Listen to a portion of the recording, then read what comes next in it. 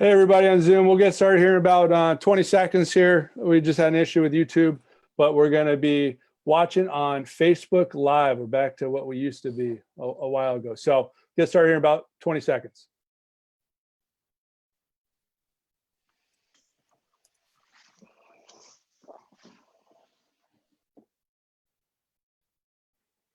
Guys, you ready? Okay, so just want to welcome to everybody to the USA Hockey webinar series presented by Pure Hockey and BioSteel. Really excited to have Brian Eklund and Steve Thompson. Steve's a regular, his 10th appearance on the webinar series. So, he's used to all the stuff with the webinar. So want to get right into it and go right ahead. I'll be here. Awesome. Thanks, Dave. Everybody, thanks a lot, Dave.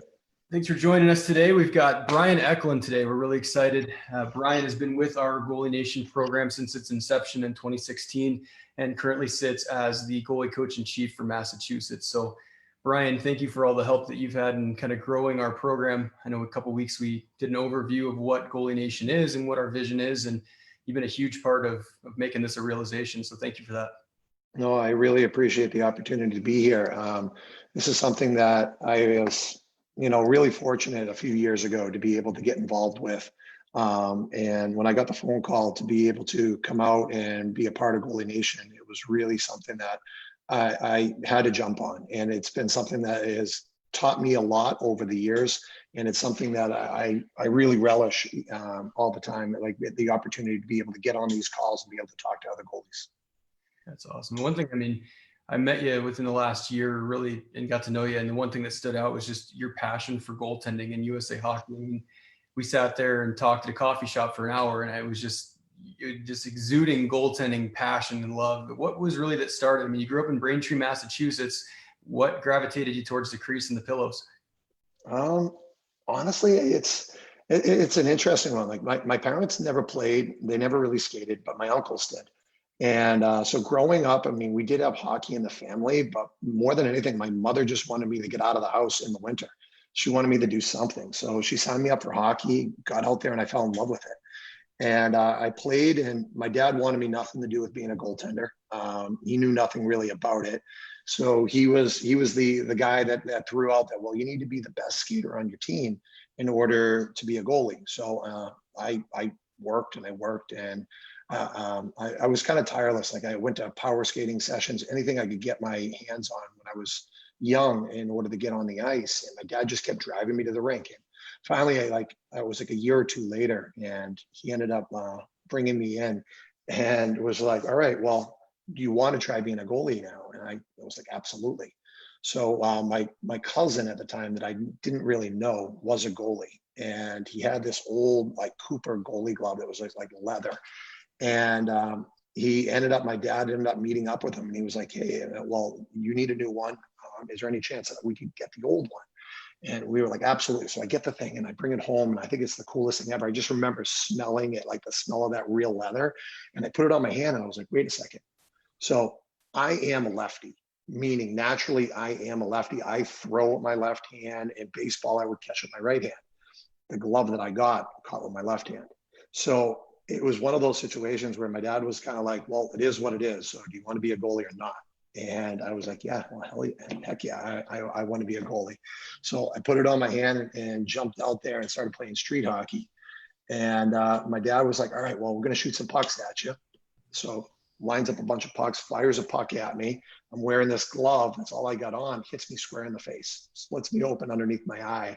And my dad, I go running in the house, screaming, crying. And my dad starts picking up all these pucks. And he's explaining this story to me probably 1,000 times. And he's like, all right, well, that was the end of that experiment. Never have to worry about goaltending again. And I came running back out, blood coming down my cheek, and had my hockey helmet on. And he was like, all right, I knew at that point there that you were tapped and this is what you want to be. Yeah, so, if that doesn't scare you away, nothing will, right? Yeah, exactly. So that's really interesting. So you got, when you played baseball, then I imagine you played baseball growing up as well. Would you then catch left because you played goal left, or would you catch right? I would catch right. And it was one of those things that I'd go back and forth where I'd catch hockey left and I would catch baseball right. And I'd kind of flip flop back and forth. I don't know if it was a good thing, a bad thing, but it was something that it was just what I did. And I mean, like I look at it now and I think it's kind of crazy. And I talk to a bunch of our young goalies that we have coming up that are trying to figure out, am I a lefty catch or a righty catch and everything. And I mean, it's one of those things it was what I did. So, I mean, I really didn't have a choice. If I wanted to be a goalie, that was my only option. And there really wasn't a ton of right-handed catch gloves back then. So, I mean, it was just what I wanted to do, and I did it. What hand do you shoot when you play forward? I do shoot left. So it actually kind of worked the right way in the end. So I didn't have to then worry about having to then trying to flip over and being able to shoot as well. So, I mean, that was a little bit on the natural side for me. Yep. Yeah, it's interesting you bring that up, because that's actually been one of our visions for the future of goaltending, is that, you know, if we have these athletes that are playing forward first and getting to play all the positions within the game, and then growing towards goalie, similar to yourself when your dad was saying, hey, once you learn how to skate, you get the opportunity to play in net. But our thoughts are, you know, if these kids are shooting right-handed as they're playing and developing as hockey players, why aren't they catching right? You know, and a lot of people just assume because of baseball, well, I would catch left, I may as well be a goalie and catch left as well. But I think your story might actually hint on the fact that if maybe we have some natural right-handed shooters and we have them catching right, will our American goalies be better puck handlers than, you know, the rest of the world if we're the first nation to jumpstart this program? I mean, it's something that, I mean, that's a great point. I mean, you absolutely could look at it that way, because like, trust me, learning how to catch with your offhand is a lot easier than learning how to shoot on your offhand. I mean, there's no question about that. I mean, and you see the struggle all the time when you're trying to work with a young goalie, and the frustration level that they have right off the bat when they're like, hey, you know what? All right, we're going to try to stick handle a little bit. And next thing you know, you're looking at them and you can tell that they're right-handed and they're trying to do it lefty, and it's very difficult for them. So, I mean, you're right. I mean, it might all of a sudden start bringing about a lot more puck handling goaltenders because of that. Yeah, I remember that was always a big, you know, I'd always tell myself, because I was a righty as a player and then lefty as a goalie. And I would always, all right, when I play outdoor hockey, when I play street hockey, I'll play left so I can get better in goal. I'd play for like one shift and I was so bad, I would just throw the lefty stick in the trash and grab my righty again so I could compete with my friends. But, you know, if you give those kids the opportunity to play their strong side right off the bat, I'd imagine we'd have so many better puck handlers. Oh, absolutely. I mean, we see it, like, it's kind of funny, like some of these goalies that I coach, they come down and they want to every once in a while work with the younger goalies, and they get out there on the ice, and it's a lot of them are right-handed shot. And they play goaltender lefty, but they are right-handed shot naturally what they want to be. So when they get out there, it's like, oh crap, I don't have right-handed sticks for you. I only have left-handed sticks. So it is kind of funny that way. Yeah, that's interesting. Well, so you started there and that was kind of what you got you into it. And then you ended up going to Brown. Yep. And from there had the opportunity in 2004, got a Stanley Cup ring with the Tampa Bay Lightning. Yeah. Can you explain that experience? Like, what a cool opportunity to be around that locker room. And I mean, that's everybody's dream in hockey. How was that? I mean, I always look at it and I always say that I was the luckiest kid alive at that point. I mean, I really was. Coming out of Brown, there was a great goaltender that I was paired with my senior year by the name of Jan Denis, a French-Canadian kid. He was outstanding in college hockey and ended up having a good pro career as well. I mean, just like a great goaltender. And in my senior year, he ended up beating me out for the spot. So in a lot of ways, in my mind, I was like, you know what, my career's done. I got a degree from Brown. Like, I'm going to go and do something. And I got an opportunity where I got a phone call asking me to just go play pro hockey, and just for like the playoff run of the East Coast League. And I was like, absolutely. I ended up getting to meet Carl Gehring. I backed up Carl for the playoff run. And it was one of those things that kind of sparked inside me. I'm like, man, this is a ton of fun. Like, I want to try it. And I was lucky I was drafted by Tampa. I was like a late, like 7th round pick. I mean, my claim to fame, honestly, is that I was probably like 10 picks after Henrik Lundqvist was picked. Right. So I was almost the same career path. But he ended up being like one of those opportunities where I was at the right place at the right time. And I ended up getting there and being around them, being around that team, and just being able to see the behind the scenes and how hard everybody works and how much fun and the passion those guys had. It was just one of those things that I'll never forget. And I mean, being like in an environment when you're in a Game 7 type situation, we had, I think, 2 or 3 Game 7 situations during the course of that playoff run. just the electric atmosphere. So it just inside you get so charged, like you want to be a part of it. And I was a third string goalie, and I just felt like I remember sweating bullets during games. And I wasn't even involved in it.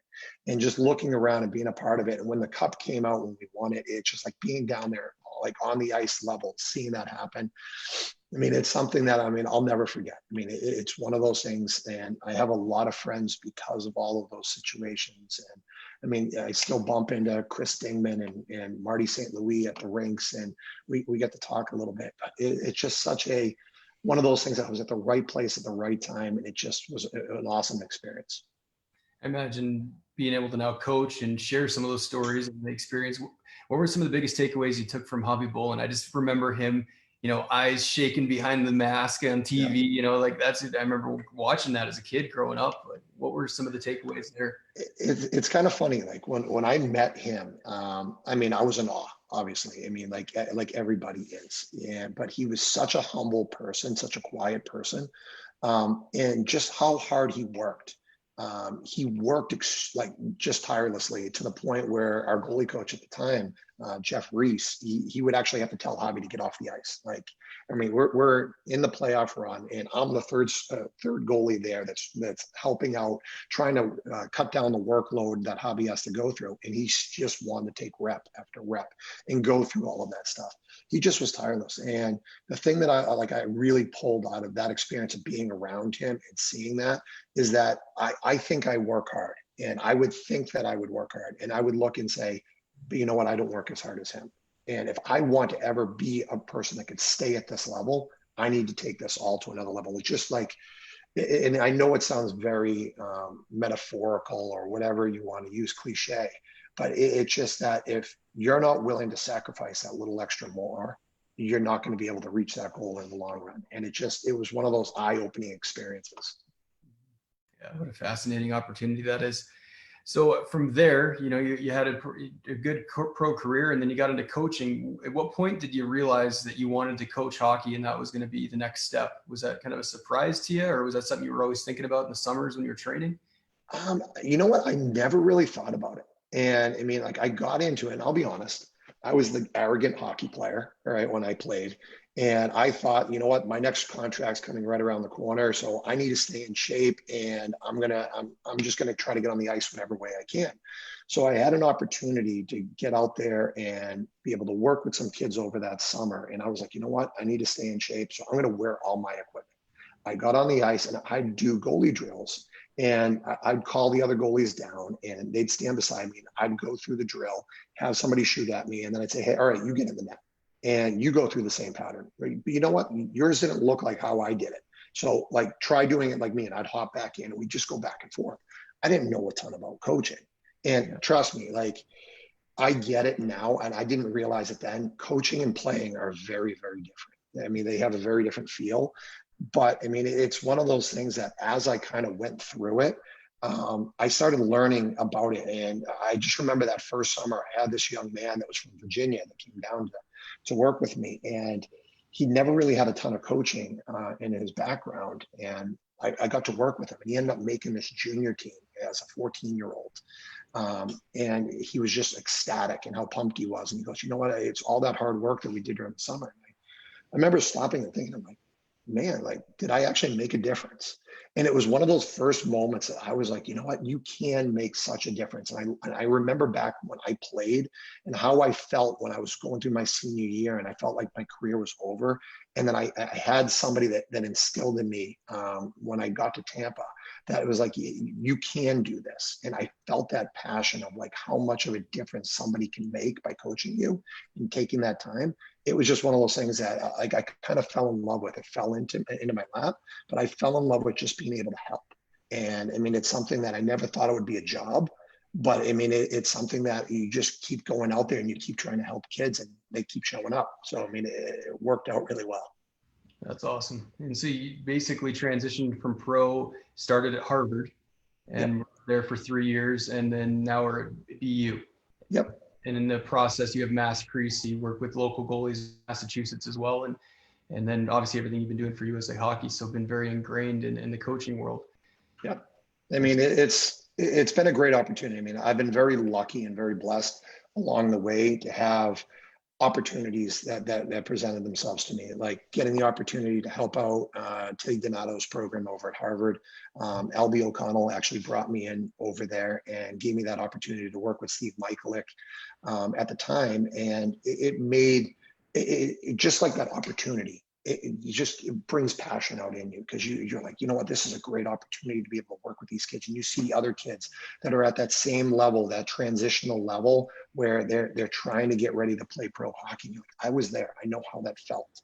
And you want to get out there and help them. And and then when I got the opportunity to work with David Quinn and LB O'Connell was over there at BU at the time, it was a no-brainer to me. Just being able to work with that at the time, Jake Ottinger was coming in as a freshman, and getting to work with passionate, high-level hockey players. It was a dream come true. I mean, it really has been a lot of fun being able to do it. Yeah, and I guarantee that's why you have the success you've had. It sounds so consistent with all the great coaches we've had. I mean, they love it, and it's just like the athletes. I mean, when you see a high-end athlete, they love the game, they love being at the rink.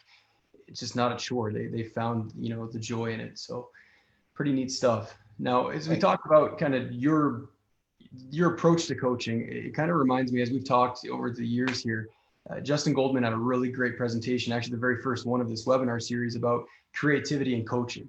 And I know that's a thing you're always talking about, is kind of experimentation and working with your goalies. What are some of the things that you've been applying in that realm with working with these high-end goalies you've had? Well, I mean, the thing that I really believe is that every kid's an individual. Every goaltender is an individual. You can't cookie cut an approach to goaltending. I mean, obviously, every goalie has core concepts that they all need to master.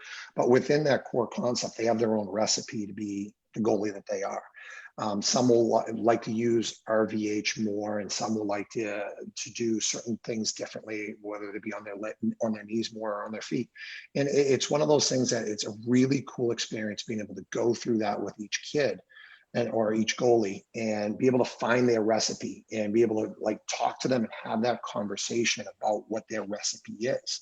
And I mean, it comes about different ways. Sometimes you get out there on the ice and you run through some drills and you start talking back and forth, like, hey, what did you like about this? You know what, maybe try it this way. And you kind of go back and forth off your own experiences. And then there's some conversations you have where a goalie is coming from playing from the National Development Program. And they've had a goalie coach for the last 2-3 years that have instilled a lot of things in their game. And they bring a lot of insight. So, I mean, it's really a cool thing. But one of the other ways that we spent a ton of time working with our goalies on is we watch video. And we'll end up pulling all these video clips. And I mean, when you're at BU, every kid that walks through the door is dreaming of being a professional hockey player. So it's very easy to go and get these kids' attention when you go and pop on an NHL hockey game or pull up an NHL goalie and you start talking hockey. So, I mean, it's really a cool thing where you have like this passionate group and you get to kind of feed off of it. And it's kind of funny, like I actually got a couple clips here that I actually used with a couple of our goalies. And we kind of talked through them a little bit, and I'll pull them up here and see if we can take a peek. All right. You guys see these? Yep, we're good. Awesome. So, I mean, one of the things that we would always do is like, we would sit there when we watch a hockey game. We go on to NHL.com and you can watch NHL games from last night that have played in nine like minute segments. They break down some of the highlight goals and shots and stuff. And we're able to sit there and kind of take a look at what these goaltenders do. And it's always funny, like it starts breeding a conversation, which is where we're kind of going today. And on this one here, we started watching like Marc-Andre Fleury and watching how these different goalies play different ways. And in this case, in the conversation, we started talking about off the rush. And the thing that we kept noticing, my freshman year at BU, so I say my freshman year, my first year coaching at BU, you start noticing like certain plays happen in Hockey East that wouldn't happen per se in ECAC hockey. And the one thing that we started noticing a lot of is a lot of depth to the rush. We'd have players that would be coming down the wall on an attack, And they would have these defensemen and these second and third layer of players that would be coming into the screen. And it really made it difficult for our goaltenders and how do they deal with these plays. So we started running through a bunch of clips. I'd watch games with them and we'd start talking about how these different goalies play differently on the rush. And I mean, you could see Vasilevsky here versus Marc-Andre Fleury. Now we're looking at, all right, I believe this was Halak. No, this wasn't. Who was this? Can't even remember who this was at the time. It might have been Leonard, actually. And it kind of leads into taking a look at how we play as college goaltenders. So here in this case here, we had Jake Ottinger was there my first couple of years. And we can kind of see how the similarities in the play on the rush and how we started trying to adapt. And one person that he spent a ton of time watching was Andrei Vasilevsky.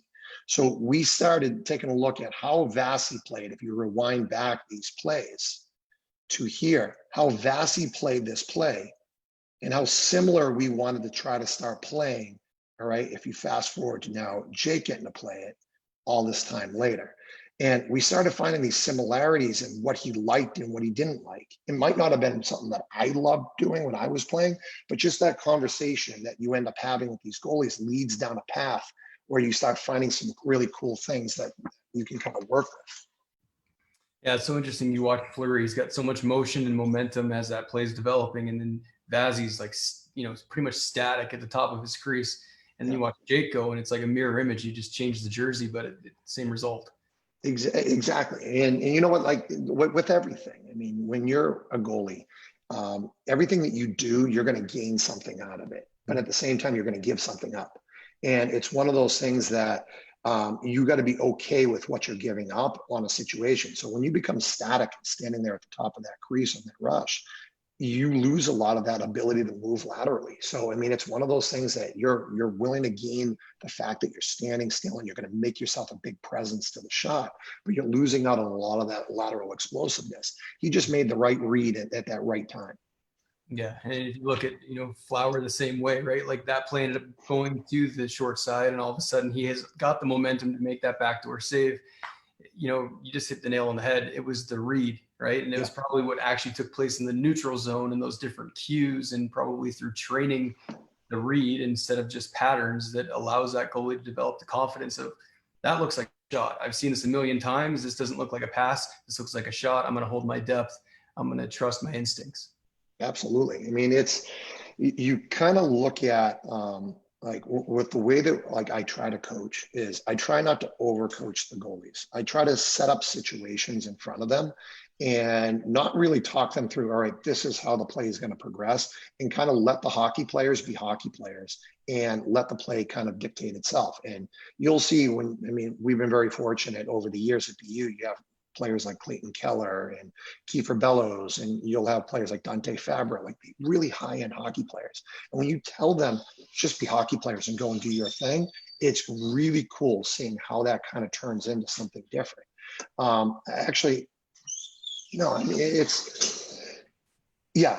guess at the end of the day, I'm sitting there and I'm trying to think like how I want to kind of phrase it, but you can definitely see how like the patterns that you see through drills becomes really important.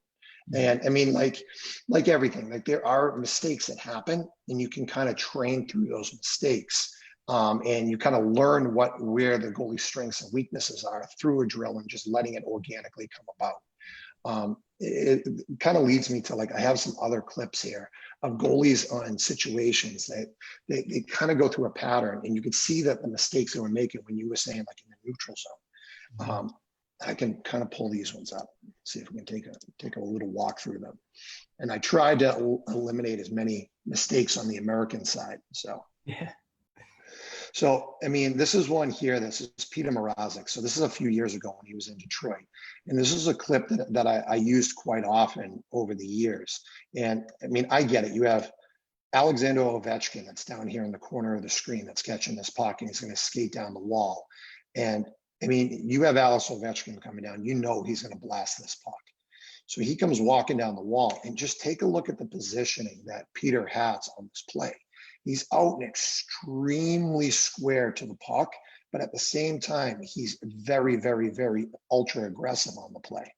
It ends up being a really hard shot that he couldn't really handle, and it ends up turning into like almost a scramble situation. So it's something that we started talking to the goalies about, like, how would you feel in this situation? Like, why do you think that he wanted to play that far out of his net in order to do something? And it's one of those things where I look at it, it's like you gain something. Like, you know, you have a very good chance of stopping this puck on Alex Ovechkin if you play out this aggressive. But if that rebound gets there, look at how hard of a play that turns into to try to catch up to that puck because of the depth that he had. So it's one of those things that in a drill where you could set it up and you have a player coming down the wing here and they blast away a shot, you let them organically find where they want to play to be able to make that save. And then as you set in and put in examples of like, hey, all right, we're going to have an extra player kind of hunt in this area, you can see how that decision has to change depending on the situation you see in front of you. So they have to make reads on that split second decision of what happens. Another one here that I kind of pulled up that we use quite often is Carey Price. I mean, Carey Price is one of the best goalies in the world. And he does some amazing things, but it's always good to see that even some amazing goaltenders make mistakes. And you can see here, this is one that actually really stoked my mind, trying to think of, all right, how could we do something differently? And we're looking at really good player coming with a ton of speed through the middle of the rink. And you can see Carey Price is already out at the top of his crease right now, okay? And just kind of put the scout cam on Carey at this point and watch how much he has to work in order to make this save on this play. All right, it's not a ton of work, but the angle change. You have a guy cutting through the middle, coming down into the middle here. He has to move laterally across to be able to deal with this player here. Puck gets kicked out to the wide side, and then he has to move back across. Now, my question for you, Steve, is at what point do you feel that this is a true scoring chance? Like if he shoots this puck from right here, do you think if Carey Price is standing on the goal line, do you think he makes the save if he winds up and shoots from here? Yeah, and that's the interesting part about this is that both of these clips are within the first, 30 seconds of the game. And I'm curious if these guys are just mentally like, I got to be square. I got to be ready for every shot because it's, the puck just dropped and game's on. I'm curious if this happened later in the game, if they'd have a little bit more flow and confidence and trust and, kind of reading instead of playing so direct on that shot. Because, it's a great point. To your question, I imagine, anybody in the world could stop this shot from here, just standing on their goal line with the amount of time they'd have to track the puck.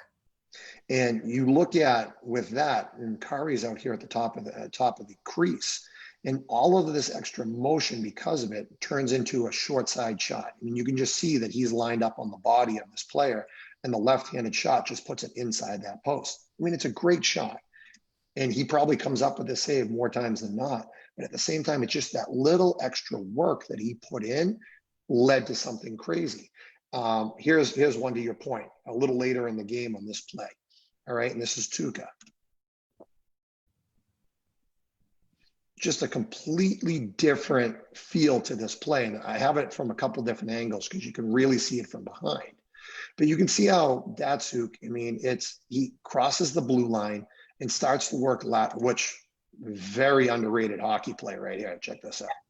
Through his legs. Come on. All right. Walks laterally. And at this point here, he's still not a true scoring threat in my mind. If he shoots and scores from right here, it's very unlikely it's going to happen. So he works, and you can just see how Tuukka, because he was out really far out, and he came in and started cutting across the zone, Tuukka had a hard time staying square to this play. And he started using that momentum skating backwards. It might have been because he was tired in the game or for different reasons. We see this in youth goalies a lot, where they start using this backwards skating motion versus staying square, and it ends up costing him a goal. So, the thing that it made me stop and think, as the shot's being taken from right here, it made me think like, is there a different way to handle these plays on the rush? And it kind of started that conversation with our goalies, and it kind of led into me ended up talking to some of my friends that are other goalie coaches. And it really was some cool way that we all were able to collaborate and coming up with something different, a different plan almost per se. So what was that plan, and kind of describe the conversation you had, and what led to this new vision of how we should read the rush? And I'm sure there's many times you're sitting there going like, if I only knew this when I was playing. Oh, it's crazy. Exactly. I mean, you sit there and you think about like back to your game and how when you played 10 years ago, 15, 20 years ago now for me, I mean, you sit there and you look at it, it's like, man, if I only knew this, maybe how much easier this game would have been. But that's kind of the cool part of Goalie Nation. It's like having these conversations, being able to sit with yourself and sit with the likes like Jared Wayman, Josh Robinson, like all of these like great minds, and you start having conversations. And like this conversation actually went back, and it was my goalie coach that I had when I was in Tampa, and by the name of Jeff Reese. I ended up calling him, and we were talking about just situations that my goalie was having trouble with. And we kind of bounced back and forth different ideas. And he was mentioning how his goalie that he had at the time, Ben Bishop, was trying things differently, and how he was playing the rush differently, and how effective it was being for him. And maybe it was something to try. And I was like, you know what, like, let's talk about this. And I just remembered I was actually on vacation. I was in Florida because it was over the Christmas break. And I was down in Florida, and I remember pacing around in bedroom being like, my God, like, could it be this simple? Like, I've got to like get on the ice right now, and I want to try this and see how this actually worked out. So we ended up talking a ton about it. And I started like obviously deep diving into Ben Bishop clips. And I was like, all right, what is Ben doing that's so different? And it was really cool that you could see that he was starting to feel the difference in these rush plays, that they started seeing the layers to the rush and how he was trying to adapt to it. And it kind of like you looked at how some of the goalies were having trouble, and you could see over time that they were kind of pulling all of a sudden like this new way to play. And I don't even know if they were doing it on purpose, but it was, you could see them working through the problem. And that's the thing that's great about like watching high level goalies, like watching these pro goalies, is they're at the top of the game. And you can learn so much from watching how their little nuances, little changes that they make kind of trickles down into the youth hockey. And it's something that during the deep dive sessions, it was one of these things where I started watching, and I'll pull up some of the clips that I ended up finding. And you can see here, this is a clip behind Ben. I'll move this up out of the way. And it was a really cool angle that they had. I think it was on NBC. And you could see how the play ends up cutting through. And it reminded me a lot of the Barzell clip, where he kind of cut in and like attacked the middle of the zone with speed. And then he kicks this puck out wide. And the thing that I really admired with Bishop was how patient he was. He didn't come rocketing out and want to stand here at the top of the crease because he's not a threat yet. He wanted to stay deep and stay compact.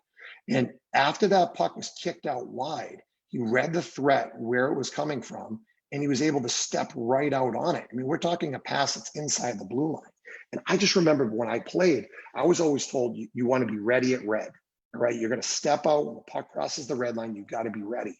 But the game is evolving so much in the neutral zone, all of these crisscrossing patterns and these passing plays that they make in the neutral zone. And it really is morphed into something different.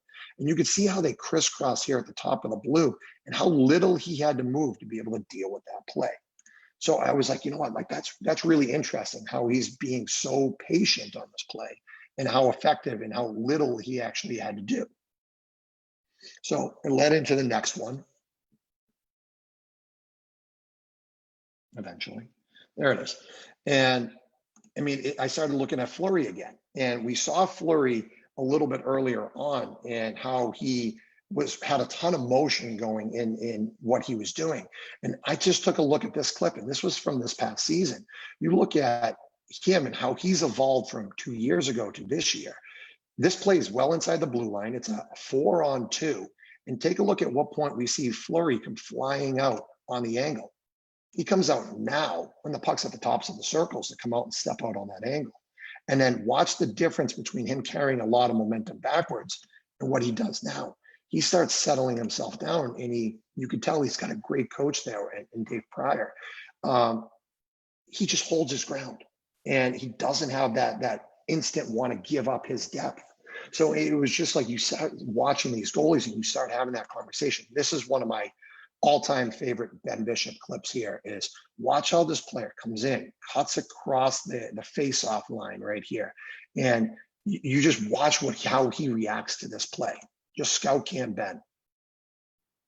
Look where the puck is and how he played that, cutting through the neutral zone. I mean, it ends up turning into a goal on a crazy, like, broken play.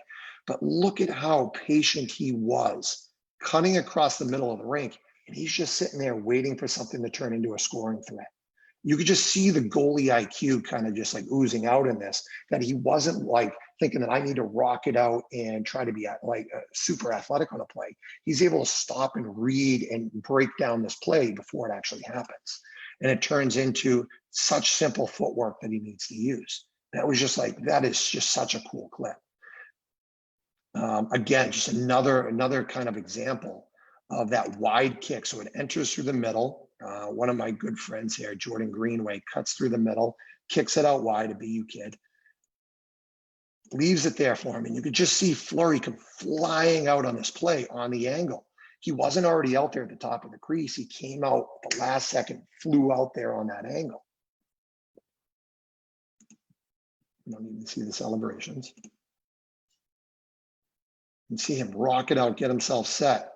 And it just, a broken play again ends up leading into a goal. But I mean, it's just one of those things that you just see how they're evolving. The goalies are evolving in front of your eyes. And it's just really, really cool to see it. And that kind of led to, and there's one other American goalie that I noticed that did it, Garrett Sparks. During the playoffs here a couple of years ago in the AHL, he had this one clip where the puck got kicked out wide and you could just see him coming out on that angle. It's like, this is just something that's brilliant. And it made me really start thinking, like, this is something that I could probably bring now to my goalies. And how can I start teaching this to our goalies? And like, maybe this patience is going to be something that would work really well for my goalies and maybe start improving some things. Yeah. And this whole thing just makes me think of what the fight that we're always fighting as coaches and as goalies. And that's the urge to do things the way that they've always been done. And when you think about how linear the game used to be, and even like if we think of goals from the 80s to 70s, how often was it just a player coming in the blue line, taking a slap shot from the half wall or the blue line, and that was a legitimate threat. I mean, the equipment was different and the game was different, and there was a lot of goals that were scored. I just picture Gretzky walking in across the blue and taking a slap shot and the puck going in the net. And so I imagine, you know, the way things used to be done, it was to your advantage to get out quick and be prepared for that linear play and make sure you take away all the net and give yourself the best opportunity to force that player not to shoot. But to your point, the game's different now. You know, are we really handicapping ourselves by getting out too far? And as you know, the further out of your net you get, the more variability there is in your angle and your squareness. And you're really making this a lot harder on yourself than you need to. It's pretty interesting to see those goalies adapt. And then to yourself as a coach, not getting so stuck in your ways and going, what are you doing? Why aren't you at the top of your crease when the puck's at the red line? Like, that's what we told you have to do.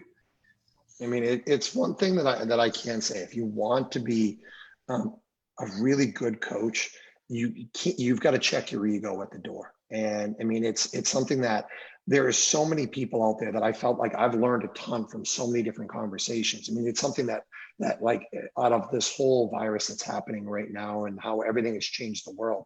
The one thing that I look at that I miss dearly is being able to go out there and to some of these meetings, whether it be in Buffalo or wherever it is at the USA things, where you get to sit in a room with all of these goalie coaches and start talking shop.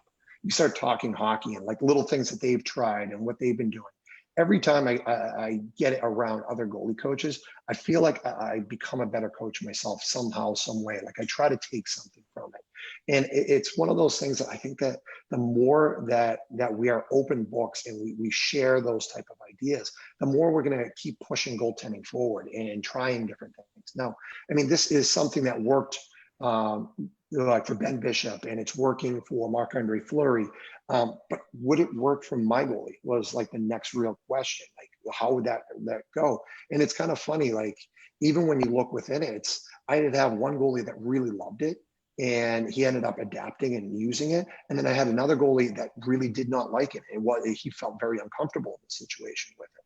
So even within that, you have to be variable and say, hey, as much as I believe in this, you sometimes have to understand, like, hey, the athlete at the end of the day has to feel comfortable with what they're doing, that you can kind of lead them down a path, but you have to be willing to avert and go a different way if it just isn't working. So, I mean, it's something that it's really, really cool to have those type of conversations and see how things go. And I think the big point that you've made multiple times throughout today and is how player-centered your coaching is. It sounds like a lot of the learning that's going on is based on questions, and you're almost, it seems like, learning more from your athletes than you feel that they're learning from you. And it's just, what did you see? You know, how did you feel? What would you do differently? Why did you act that way on that rush versus that rush? What are some of the conversations like when you're sharing these clips with your athletes? Oh, I mean, you're dead on. It's the conversations end up going so many different directions with it, but it's one of those things that I never try to be the person that tells you how to play hockey. It's your individual experience that's in that net. And I mean, even on a goal that's giving up, and you look at it, it's like, how did that goal just go in and everything? You go in there with like, I try to go in with the mindset of, what did you see? How did you feel in that play? How did you feel after the play was over? Like, how could we have approached it differently? And ask those questions. And you hit the nail on the head. I feel like I'm learning, and as much as, I mean, way more than I'm actually imparting out there. And I think that it's kind of like a really cool part of coaching, is that it almost feels like you're organically having the goalie coach himself. You're leading them down a path, and by asking them questions in which they're finding who they are as a goalie through answering those questions. It's never something that I do, like I try to do. It's just something that I've always wanted to, like, the feel like I'm in their skin. I mean, like, I always kind of look at it as I'm behind the bars, and what would I have seen? How would I have done it differently? But at the same time, I'm not arrogant in thinking that I'm that same goalie. I'm 6'5". Maybe the goalie that is in the net in that situation is only 5'10". Maybe they're 6'8". They're going to have different things that they can do and that they feel comfortable with. So it's always about, like, trying to have that conversation with them. It almost sounds like you're a professional best friend. You're there, you know, like, you're not really their coach. You're just there to be there for them. You hear them out, you talk to them about what's going on, and you kind of let that learning happen by being there for them and focusing and caring about their development. Yeah, I mean, it becomes a relationship. I mean, and it's a two-way street. I mean, you go in there and you try to do everything you can. You get there, you set up drills, you set up situations. I mean, I wouldn't even call it a drill. I mean, it's more of a, you set up a situation for these goalies that kind of learn to work their way through. And I mean, and you like almost like share that experience with them all the way through it. So I mean, you're definitely dead on like that. That is exactly how I kind of feel when you're going through it. And that kind of leads me to my next question, is now the application part. Is, you know, how do we now teach this? What does a reading the rush drill look like if you're on the ice with Brian Eklund? Okay. I mean, I can go back to when I tried to teach it. Let's see if I have the ability to share. I do. All right. Well, let's give this a shot and see how it goes. All right. I got all the scribbles on here, so let's see how this goes. All right. So what I did when I was at BU, when we first started trying to adapt this, and we were like, you know what, let's give this a shot. I remember it was right after Christmas break. I got back from Florida, and I was like, we gotta get going with this. We got to give it a shot. And I just remember, like, how do you teach this? Like, how do you get kids to want to be patient and try this? And one of the things that you're resetting on them is when they step out, they got to get comfortable with not attacking out to the top of the crease. When the puck crosses the red line on the rush, you have to, like, get them more comfortable when the puck is closer to them. So what I ended up doing, if we take a top-down view of the rink, and we'll kind of put the crease right here, and we'll have the blue line going across. All right. What I ended up doing was I set up 3 sets of pucks. I put a set of pucks here, a set of pucks here, and a set of pucks here. And I'm very lucky at BU that we have players that love coming out to shoot, and they love being a part of this. And what we ended up doing is I asked our goalie to stand here on the goal line. He just stood there standing still. And one of these 3 goalies, or one of these 3 sets of players would be set to go. And it would be random. They would get to pick who got to go on this play. And they'd have a puck on their stick, and that person would then take off and come at the net without letting the goalie know who's coming. And they would take 2-3 strides in and wind up and take the hardest shot they could possibly take. All right. It started like that. And I just told them, hey, please don't hit my goalie in the head. And I would stand off here in the corner and dive out of the way when the puck went around the glass and craziness. But you would stand here and he had to sit there and read all 3 of them, keep an eye on all 3 different lanes. And then at any given moment, somebody was going to take 2 strides and take a bomb of a shot. So the goalie then would have to rock it out to the top of the crease, get their feet set, and be able to make that save. And they started gaining this confidence that I can get out there quick enough to get my depth that I needed in order to handle this play. And after that kind of went, and it really did well after a little bit, what we ended up doing was we kind of made a small change. We turned it into a 2-on-0, where maybe this would be player 1 and this would be player 2. They would randomly pick who would be the 2. Maybe it would be this guy here would carry the puck and this guy over here would be the second guy coming. And they would vary it up in different situations. And he would have to diagnose the play that was in front of him from the blue line in. Essentially was what ended up happening. It could be a 2-on-0, a 2-on-1. And we did all these different like kind of variations on the same setup. And then once he got really comfortable with this setup, we moved all the lines into here. We moved them in even further towards the tops of the circles. And we just kept creeping in closer and closer to when he felt no longer comfortable, just could not handle it anymore because it was just too close at that point.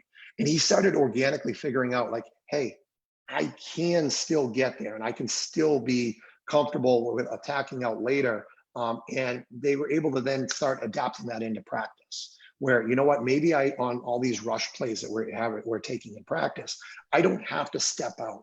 And the thing that we found, and this is something that I did not expect at all when I was having the conversation with him, was how locked in on the puck you become. When you step out off that goal line on the rush and you set your feet after you were tapped out, you get so puck focused at that point because you're out there on the angle and you're trying to move with the puck laterally, left and right if the play is going left and right, that all of the other players around you become hazy.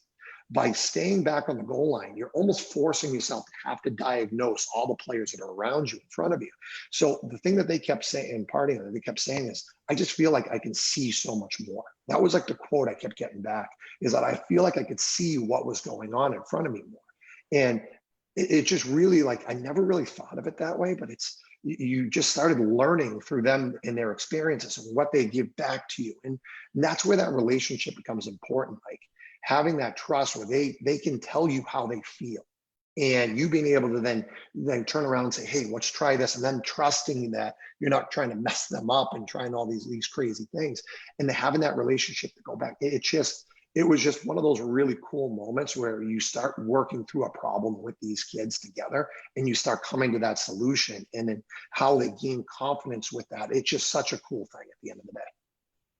Yeah, I mean, what I'm picturing through this is like on a true rush. If you give yourself just that larger plane of view and that extra split second of being able to read the rush, does that give you the ability to really see that player commit to going to the back door and initiate you to get a little more motion? Or do you see that guy start to veer towards the center of the rink and now you hold your ground a little more because he's no longer taking himself into the play? And are we eliminating our opportunity to see that play develop because we get so puck centered on entry that we erase the rest of the game? And again, we can't hit this point enough. I mean, with the analytics of the game, the whole golden road, and we got to get the puck across the ice to make the goalies move. Was that the adaptation the forwards made to us playing a linear style of goaltending?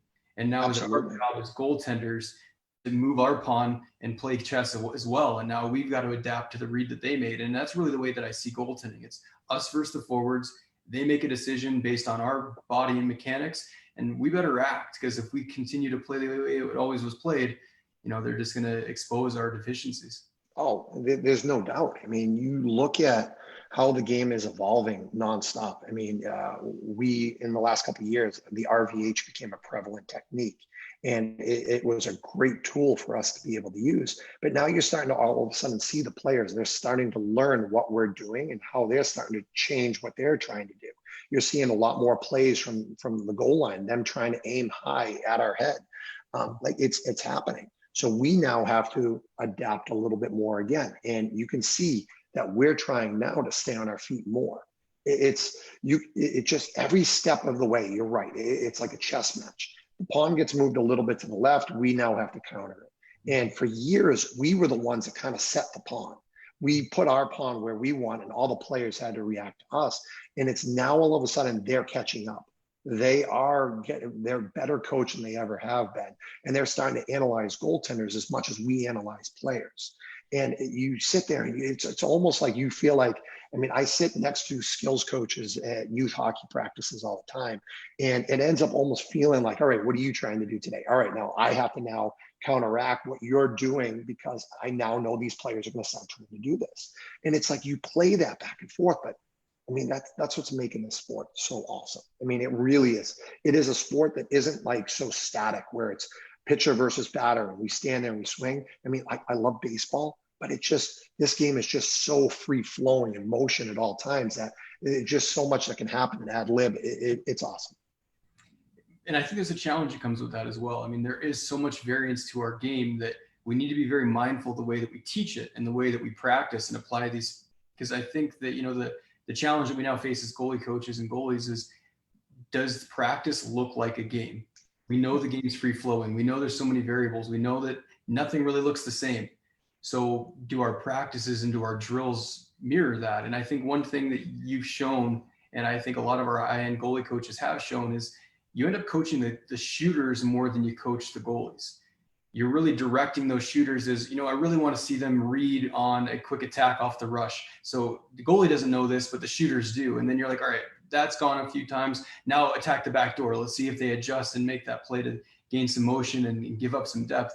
But really what you're doing is you're almost becoming like a puppeteer of the shooters to change the environment for the goalies. And the goalies are just playing hockey. They're blind to this situation. There's no patterns. There's no, he's going to carry it in, walk across the top of the circles and shoot it low to your blocker side. And the goalie's like, all right, well, I know all the answers now, so I'm just going to stay on angle and control the puck to the corner.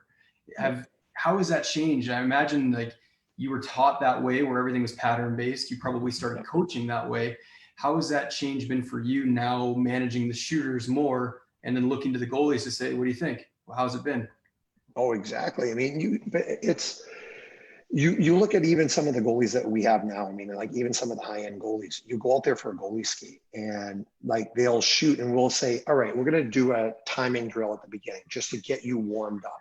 And you'll do a drill where you make a pass over, or, all right, you're supposed to wait till the goalie sets his feet, then a shot comes. And then inevitably, one of the players eventually wants to score a goal and he shoots the puck early. And then the goalie is like, oh, what was that? Like, that's not the drill. And it's like, timeout. This is hockey.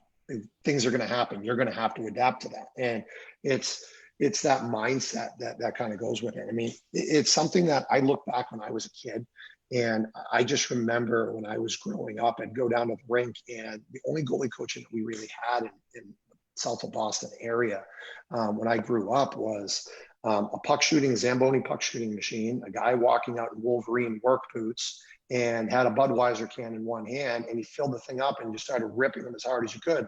And if you started making saves, you just turned the dial up a little bit more and started ripping them a little bit harder. That was goalie coaching back then. And I mean, that leads to that static, all right, I'm going to stand right here and just get blasted away at. Bringing back some memories for Dave right now. And Totally. it's one of those things that it's like, you look at now and how these goalies are coming up, and they've had such a different upbringing on how the game is played that you can just see naturally the game's evolved from that position. It just like it's no longer even the same game from 20 years ago, like when I was younger, to what it is now. I mean, even in college, I mean, I had a great friend that was a goalie coach, and I would call him my friend. He wasn't a person that was an X and O's goalie coach that really taught you how to do a butterfly slide or an on-ice recovery or anything like that. He was a guy that would sit there that you could talk to. It wasn't until I turned pro that I really had somebody that could actually teach me how to be a goalie the finer arts of being a goalie. And it's something that these kids, they start now at 8, 9 years old. They're already being taught a lot of these things. It's just a whole different ball game for a lot of these kids from them growing up. Dave, I know you've been tracking the questions through Zoom and YouTube. Are there any questions on there that have been? jump in? No, no questions right now, but I have one question for you, Brian. When you are coaching these goalies and they say, hey, that wasn't the drill, okay? How do you not just say, hey, it's hockey? How do you really let them know of why this is important? Well, I mean, it's one of those things. I mean, obviously they're frustrated in the moment because like that's their first reaction is, all right, like I want a drill. I want it set up a certain way. And then I want that drill followed through all the way to the end. And it's one of those things that like I always go up to them and explain to them like, hey, like you've made 10 saves in a row. They want to score a goal. All right. That's what hockey players are. And if they don't ever score goals, they don't ever come back on this ice.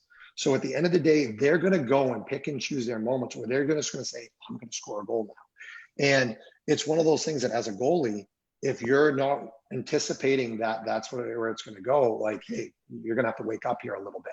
This is the way that this game is. We're helping them, but they're also helping us. So it's a back and forth here. And I mean, we try to set up competitions throughout the practice. And it's kind of cool. Like it happens usually at the beginning of the season. You'll see the goalie get frustrated and be like, why is this happening?